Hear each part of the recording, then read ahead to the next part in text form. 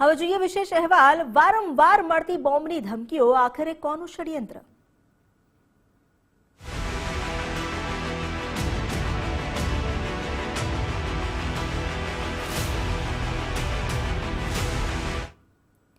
અમદાવાદમાં ફરી એકવાર શાળાઓને બોમ્બથી ઉડાવી દેવાની ધમકી મળી। મકરબા ડીએવી ઇન્ટરનેશનલ સ્કૂલને ધમકી ભર્યો ઈમેલ મળ્યો છે, જેમાં શાળાને બોમ્બથી ઉડાવી દેવાની ધમકી છે। તો એની સાથે A1 સ્કૂલને પણ બોમ્બથી ઉડાવી દેવાની ધમકી મળી। ડ્રાઇવિંગ રોડ પર આવેલી એશિયા સ્કૂલને પણ ધમકી મળી છે। અંકુર ઇન્ટરનેશનલ સ્કૂલને પણ બોમ્બથી ઉડાવવાની ધમકી મળી।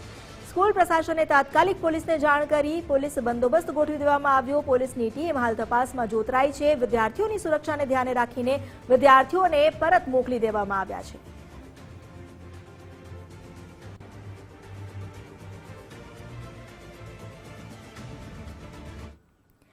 અમદાવાદની એશિયા સ્કૂલમાં બોમ્બ બ્લાસ્ટની ધમકી મળી। મેલ મળ્યા છતાં 9:30 વાગ્યા સુધી બાળકો શાળામાં જ રહ્યા।